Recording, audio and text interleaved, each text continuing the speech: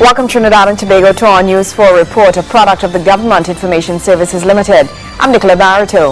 Let's take a look at the headlines.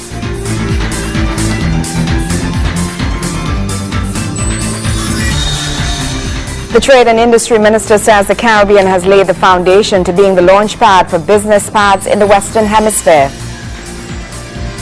Vendors at the San Juan Market get set to move their trade into a new modern facility. Minister in the Office of the Prime Minister calls on all sectors in society to play their role in fighting the spread of HIV in Trinidad and Tobago. And in sport, for the second time in our history, Trinidad and Tobago will have a boxer vying for a medal at the Olympic Games. Thank you for joining us. To our top story. Trade and Industry Minister, the Honorable Stephen Cady, says the Caribbean has laid the foundation to being the launchpad for business in the Western Hemisphere. Minister Cady was speaking at the opening of the second Caribbean Investment Forum at the Hilton Trinidad and Conference Center, which is anticipated to attract hundreds of business persons from the region, North America, Latin America, and even Asia. Verna Barth has more. Whatever happens in the Americas impacts the rest of the world. This from Trade and Industry Minister Stephen Cady, who is revealing that many countries will be greatly impacted as a result of the expansion of the Panama Canal. Minister Cady says governments will now have to implement economic policy and make adjustments for sustainable growth and development. The opening up of the Panama Canal that we have heard of, we've had that mentioned already. That is going to have far-reaching but very positive effects on world trade. The challenges for Caribbean countries, as with all other countries, are how do we ensure that globalization and integration are benefiting the broad base of the people here? How do we ensure that the economic growth is sustainable and robust? How do we ensure that there are economic opportunities for a wide cross-section of our people? And how do we ensure that new business opportunities for new products and new services are created, developed, and sustained? In these times, governments have to institute economic policies of restructuring, of adjustments, diversification for sustainable growth and development. The Trade and Industry Minister is also revealing that government's focus remains on diversification. Minister Cady is also noting the need to nurture a culture of entrepreneurship. He adds that government's strategy is to widen its marketing opportunities as well. The government of Trinidad and Tobago remains committed to a continued process of diversification, development of a flexible and productive industrial and services base, as well as enhancement of investment opportunities. The diversification thrust also involves the nurturing and strengthening of a culture based on entrepreneurship and innovation and the facilitation of an enabling business environment. One mechanism for the successful attainment of these goals necessitates the creation of a platform to preserve, to build on, and to broaden the scope of the current instruments of trade and economic cooperation. Currently, Trinidad and Tobago is finalizing a partial scope agreement with Panama and have commenced similar negotiations with Guatemala. In other words, we are widening the market opportunities beyond regional and traditional markets, a prerequisite for economic survival and growth. The Trade and Industry Minister is highlighting the critical importance of more investments in this country. He says the impact can be quite tremendous in business creation, increasing revenue, and job creation. As Trinidad and Tobago continues to develop and to provide a better quality of life for all of its citizens, investment is critical for business creation, expansion of exports, generation of employment, and increased revenue and other tangible outputs. Investment is also necessary to create a solid platform for the continued development of business enterprises from micro to large-scale business. Also speaking at the Caribbean Investment Forum was Jamaica's Ministry of Industry, Investment and Commerce, Anthony Hilton, who says the Caribbean Investment Forum has brought together a powerful group to shape the future landscape of the region. He adds that the forum is quite a timely one and notes the numerous reasons that the Caribbean can be considered the ideal launchpad to the Americas. The Caribbean region has a well-developed educational and training infrastructure with the capacity to produce a skilled and trainable workforce to support modern industry. The region's educational infrastructure was fashioned on the basis of the British educational traditions, which held sway for a sustained period into a modern history. The geographical position of the Caribbean has placed it at the center of the economic geography of global trade throughout its modern history. The Caribbean is fundamentally a maritime region. Thanks to its history, international trade links, and geographical position in the Western Hemisphere, a vibrant tourism industry, and a variety of other factors.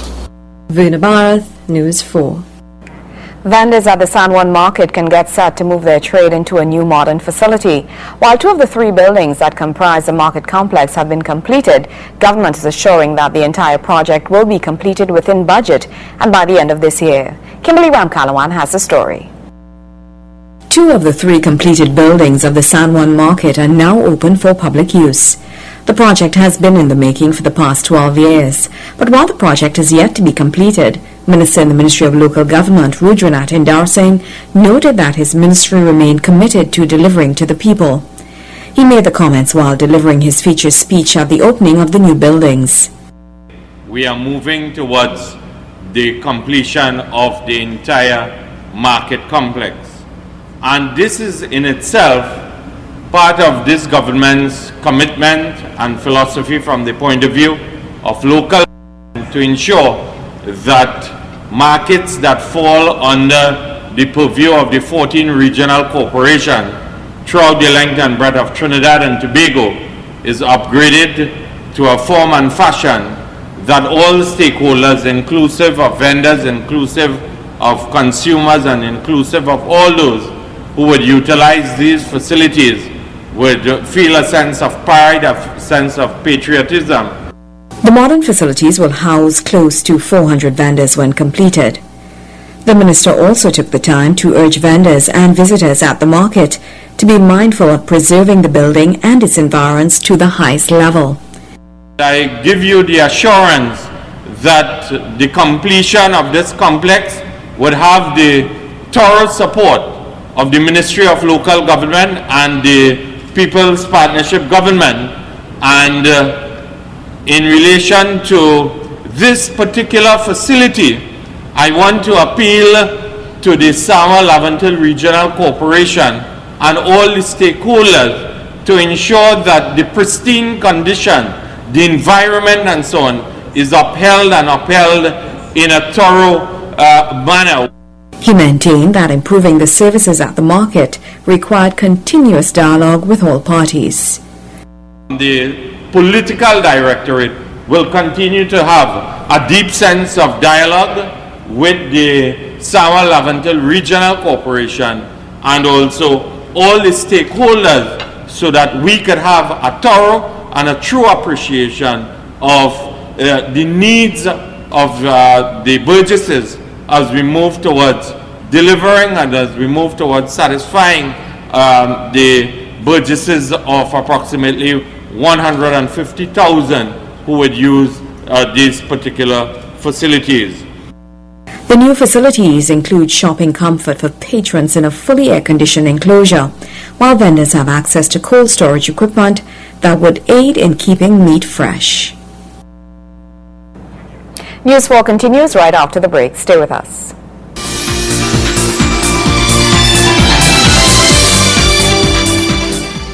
Jason, I think I seen some rain. Listen, Dee, that's going to be a serious shower. This rainy season will be hectic, you know. Potential flooding across Trinidad and Tobago. It's so important to have the information so we could be prepared and we could plan and put things in place to protect ourselves. That's why Jason and I found out some things that you can do to protect yourself and your family this rainy season. First plan of action is to not build your home or business too close to ravines, rivers or drains. Because when the heavy flooding occurs, they can wash away all your valuable property. Remember, rivers need a place to flow, and over time, riverbanks widen naturally. So if you must, build a safe distance from the river. But at the end of the day, flooding takes place, and if indeed you become a victim of flooding, here is the hookup. You need to contact your regional corporation or the ODPM at 800 ODPM. Great, Jason. Remember, damages caused by flooding can be minimized. So let's plan and prepare in order to safeguard our family, our community, and our country. A message from the Ministry of National Security, Office of Disaster Preparedness and Management.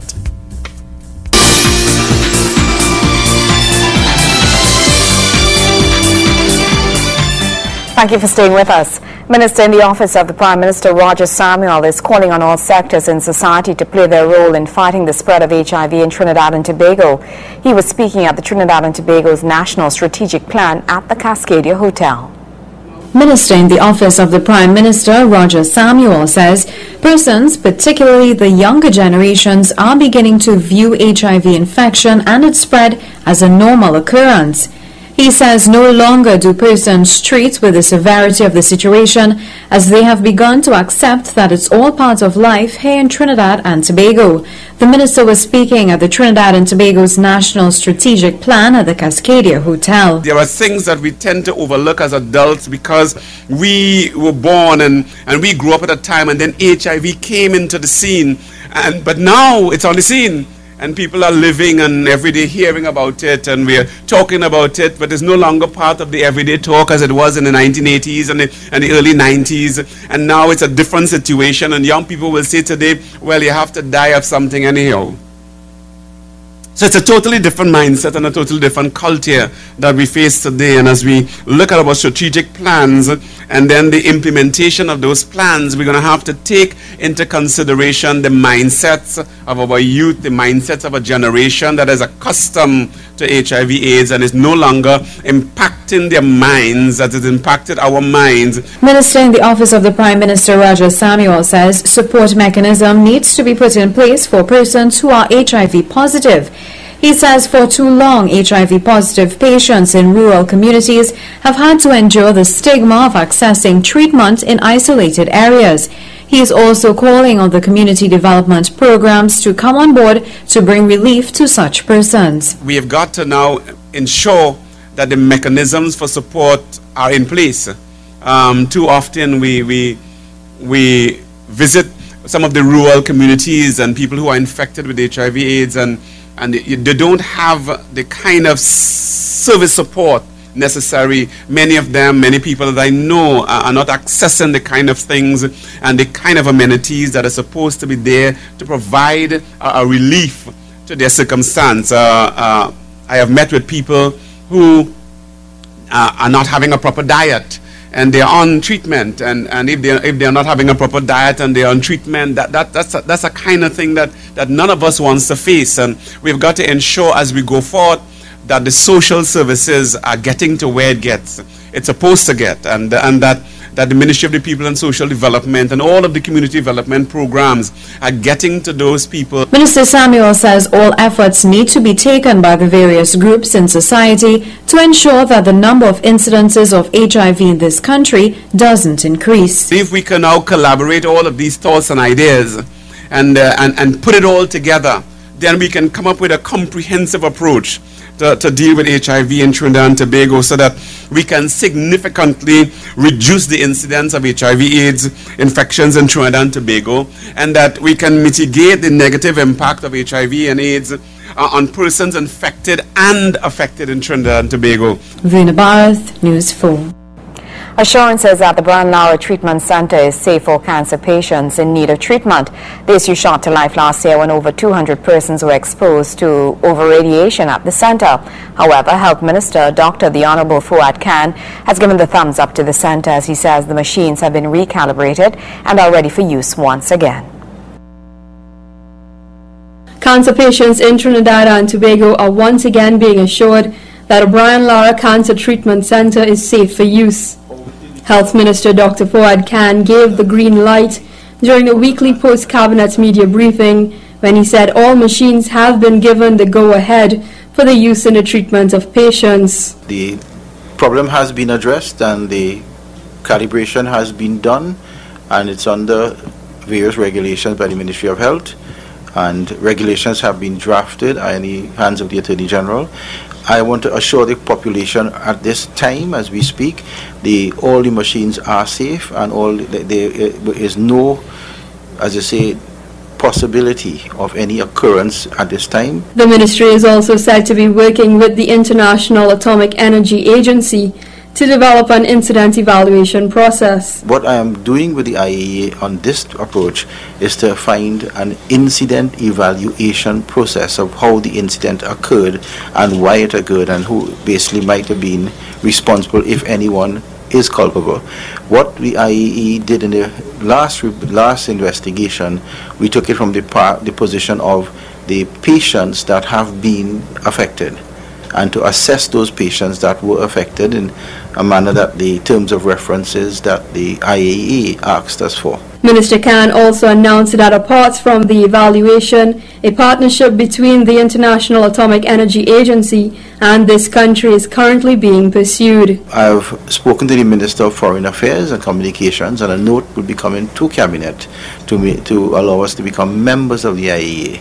So when we do become members of the IAEA, we'll be beneficiaries of a lot of programs and free service from the IAEA. At this time, once I ask for the incident evaluation, is something we have to pay for, but the population has called for it, and this is a government that listens. Kimberly Ramkalawan, News 4. Sport is up next, right after the break. Stay with us.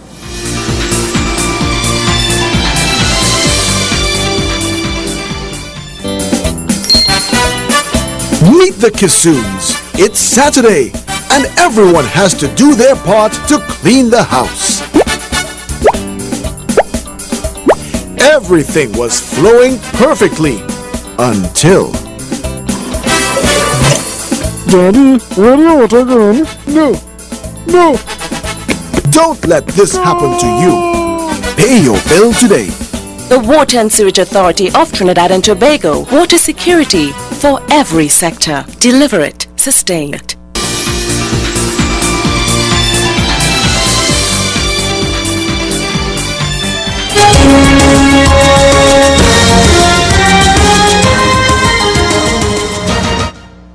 Welcome back. For the second time in our history, Trinidad and Tobago will have a boxer vying for a medal at the Olympic Games.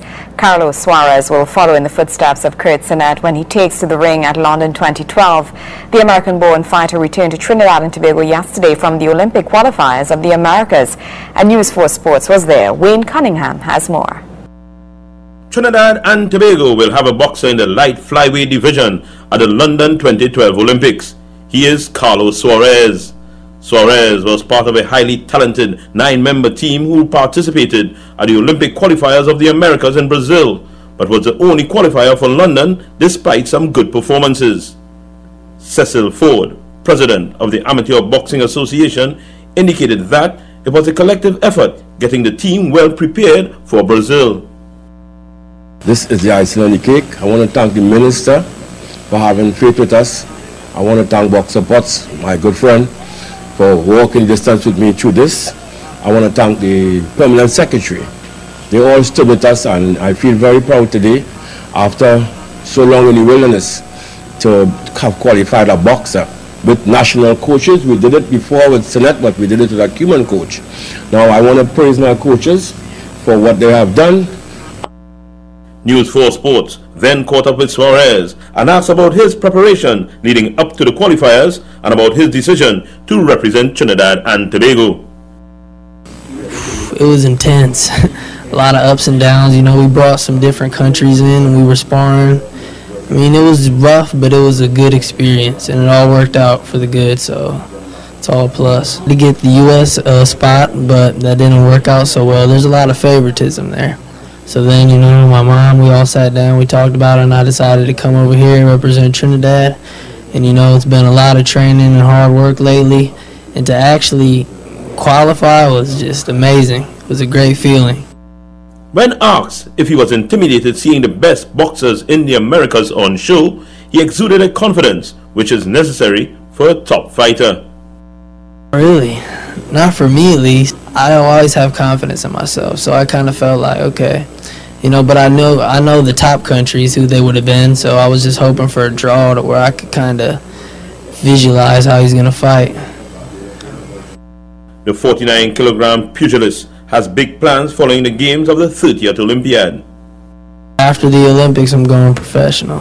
That's what I'm looking towards doing, so I hope to get a pretty good deal and then go towards the professional ranks. But, you know, I hope to grab a medal in London, though, because I've been an amateur boxer for 12 years almost. He then closed confidently. Olympics sure to see Trinidad and Tobago sure to see a medal from. Yes, we will see a medal. Wayne Cunningham, News 4 Sports. When we come back, a proposal to open a University of the Southern Caribbean campus in South Trinidad. Stay with us.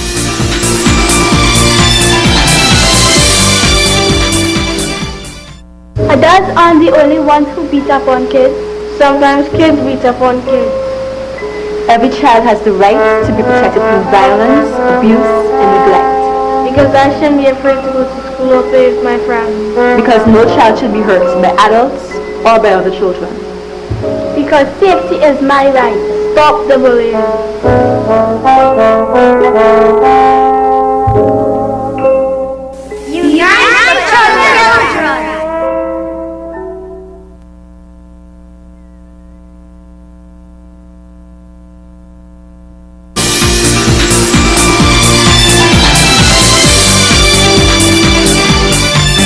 Welcome back. Science, Technology and Tertiary Education Minister, the Honorable Fazal Karim, has revealed a proposal to open a University of the Southern Caribbean campus in South Trinidad. He spoke at the USC graduation ceremony where he applauded the school for the great impact it has had on society via the foundation it has laid in producing well-rounded individuals. Verna Barth tells us more.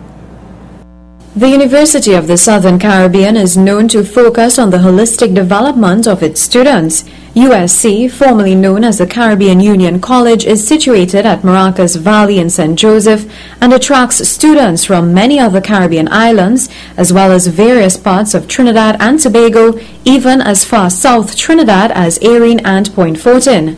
However, Science, Technology and Tertiary Education Minister, the Honorable Fazal Karim, is revealing a proposal to open a USC campus in South Trinidad. He was speaking at the university's graduation ceremony where he also announced plans by government to expand the GATE program, not just to tertiary education, but also for technical and vocational training. In fact, Dr. Valley's commitment to the tertiary education sector and his vision is quite commendable, as this university under his watch, and you'll have just heard it, announced the opening of the South Campus for the coming September 2012 semester. The proposed location of Superior Street in San Fernando will provide educational options for persons who have to contend with the daily hassle of traveling from South to the North Campus, and that will soon be, for many people, a thing of the past. Dr. Valley, we welcome the University of the Southern Caribbean to our education city and campus in the South, as we will soon be launching the construction of the University of the West Indies Penal DB campus, and I take cognizance of your request for lands for the expansion of your campus. Minister Karim says government plans to fund the construction of 2 residence halls for USC's main campus. He also spoke of the recent fire which destroyed the school's auditorium. Additionally, as you confirmed, and we are very proud to say so, in this regard, the government of Trinidad and Tobago has provided funding for the construction of 2 residence halls for your main campus at Maracas St. Joseph. This construction is now in process, and the entire project, when completed, will provide some 65,000 square feet of new floor space to accommodate 200 male and 200 female students in independent blocks, each with its own administrative facilities and provisions, yes, for differently abled students. In fact, my personal commitment to this institution led to my almost immediate response and full support when I heard about the recent unfortunate incident of the fire that destroyed your auditorium. As the President indicated, we continue to be here as a government, and we stand ready to assist in the reconstruction of your facilities to make it better than it was in the past. Verna Barth, News 4.